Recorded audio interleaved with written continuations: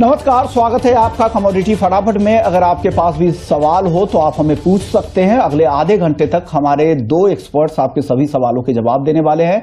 आप अपना नाम, अपने शहर का नाम और अपने कमोडिटी के सिर्फ कमोडिटी से जुड़े ही सवाल भेजिए। अगले आधे घंटे तक दो मेहमान हैं, उनसे पहले आपका परिचय करवा दें। हमारे साथ चिंतन मेहता हैं, सीईओ हैं अवांस होल्डिंग्स के। आप मेहमानों का बहुत बहुत शुक्रिया। आप बताइए चिंतन, आपकी राय क्या बन रही है गोल्ड पर अब?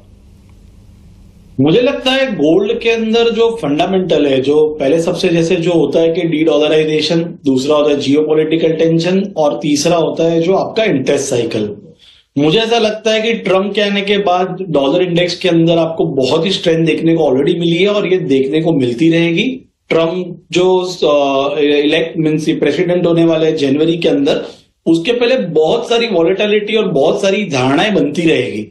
तो मुझे लगता है कि ये डॉलर और स्ट्रांग हो जाएगा, टैरिफ की रूमर्स और स्ट्रांग हो जाएगी। अगर आप इंटरेस्ट रेट का साइकिल देखो तो ट्रम्प ने ऑलरेडी नए कैंडिडेट को डिक्लेयर कर दिया है, तो उनका क्या ओपिनियन रहेगा इंटरेस्ट साइकिल को लेके वो देखना भी बहुत जरूरी रहेगा। और जियोपॉलिटिकल टेंशन ऑलरेडी इस प्राइस के अंदर प्राइस्ड इन है, तो मुझे लगता है ये जो भी ऊपर के रेट आ रहे हैं ये बहुत अच्छी अपॉर्चुनिटी है राइज ऑन सेल के लिए। और आपको नीचे में गोल्ड हमेशा प्रेशर में देखने को मिलेगा, ऐसा मेरे को लग रहा है। और मुझे लगता है कि गोल्ड नेकेड तो कभी भी शॉर्ट नहीं करना चाहिए। V8 एवेंस बिलीव कि गोल्ड शॉर्ट करना बहुत डेंजरस होता है, क्योंकि कोई भी अनफोर्सिन सिचुएशन या कोई भी ग्लोबल टेंशन के अंदर वो बहुत ही एब्रप्ट बढ़ सकता है। तो मैं ऑप्शन के थ्रू बेयर स्प्रेड करके या स्टॉप लॉस रख के उसको ट्रेड करना पसंद करूंगा। बट यहां से मुझे लगता है डॉलर टर्म्स के अंदर जो ये 2650 सब लेवल चल रहा है वो वापस 2580 और 2550 के बीच में के लेवल आ सकते हैं।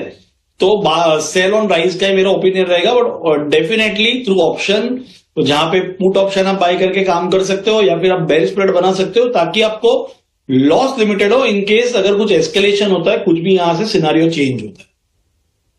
चलिए, तो ये व्यू आपकी तरफ से। पहले दर्शक हैं हमारे साथ पार्थ भट्ट है मुंबई से। 20 ग्राम सोने का सिक्का खरीदना चाहते हैं, खरीदें या रुके?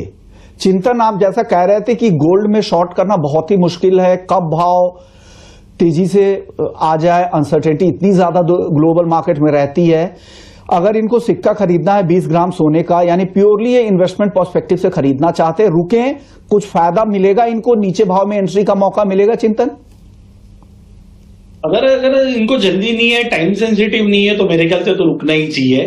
बहुत ज्यादा प्रोबेबिलिटी ऐसी है कि इसी भाव पे या इसके नीचे उनको मिल सकता है 2 महीने के टाइम में। तो 2 महीने में या तो फिर वो डिलेड बाय कर सकते हैं या फिर उनको नीचे प्राइस मिल जाएगा। तो इस लेवल पे तो बाय करने का मैं सलाह नहीं दूंगा, तो इस लेवल पे बाय ना करे। अगले दर्शक है राहुल सोनी है, चांदी इन्होंने 90,350 रुपए के भाव पर शॉर्ट किया है। अब जानना चाह रहे हैं कि क्या करे, फरवरी के कॉन्ट्रैक्ट को शॉर्ट कर रखा है। आप बताइए चिंतन, क्या करना चाहिए इनको? शॉर्ट की पोजीशन में बने रहना चाहिए चांदी में? चांदी एक्चुअली गोल्ड को फॉलो करेगा। तो जैसे मैंने बताया, मेरा व्यू गोल्ड के अंदर बहुत ज्यादा तेजी में नहीं है, तो चांदी आप शॉर्ट रख सकते हो। बट जिस हिसाब से गोल्ड सिल्वर रेशियो 86 पे है, तो मेरा उनको सजेशन ये रहेगा कि अगर आपको शॉर्ट रहना तो आप चांदी से निकल के गोल्ड में रहो, आपको ज्यादा बेटर मिल सकता है। और उसकी वॉलेटिलिटी भी चांदी के मुकाबले में कम है, तो आप होल्ड कर सकते हो और आपको पैसे मिल सकते हैं। अगले दर्शक हमारे साथ क्रिश हैं दिल्ली से। कॉपर में आगे क्या रहेगा, क्या करना चाहिए? चिंतन बता दीजिए इनको क्या करना चाहिए कॉपर में। क्रिश को, हमारे रेगुलर दर्शक हैं ये कॉपर और एल्यूमिनियम या फॉर दैट मैटर पूरा जो बेस मेटल का पैक है वो अभी एज ऑफ नाउ प्रेशर में ही रहेगा, क्योंकि चाइना के ऊपर और टैरिफ कितने सख्त लग सकते हैं वो हमको देखना पड़ेगा। और इतने स्टिमुलस देने के बाद भी चाइना के अंदर इसका कंजप्शन आ नहीं रहा है। अगर आप देखो तो ये लेवल वाइज अगर आप देखो तो 800-810 का लेवल बहुत अच्छा है, बट एक बार के लिए नीचे में 750-760 का लेवल भी दिख सकता है, क्योंकि ये पूरा बेस्ड होगा ट्रम्प और ट्रम्प एडमिनिस्ट्रेशन के स्टेटमेंट पे।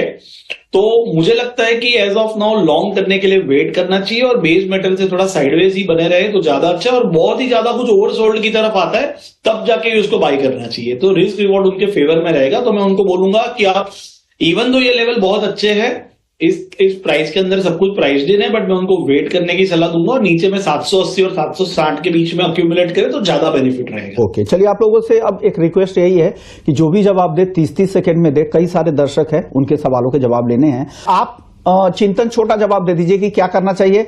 कॉल इन्होंने खरीद रखी है, अब इनको क्या जवाब देंगे आप? नहीं, आप कॉल से एग्जिट कर दीजिए। जैसे मानव जी ने कहा, ये सख्त रेंज में चल रहा है और 5,700 नीचे का और 5,900 ऊपर का ये रेंज के अंदर है, तो ये टॉप रेंज के करीबन चल रहा है। तो कॉल में रहने में ज्यादा रिस्क रिवॉर्ड उनके फेवर में नहीं रहेगा। 5,700 के करीबन आए तब उनको कॉल में जाना चाहिए।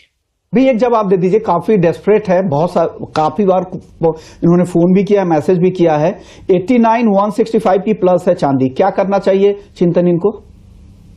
89,165 के चांदी है तो इनको एक बार मुझे लगता है एग्जिट कर लेना चाहिए। यहां से 1,000 या 1,500 रुपए का करेक्शन जब मिले तो वो एंटर हो तो ज्यादा अच्छा है, क्योंकि नेक्स्ट महीना जो है वो मार्च है, उस पर वापस कस्टम ड्यूटी के रूमर्स आ सकते हैं। तो ये हमेशा सबड्यूड रहेगा, प्रेशर में रहेगा।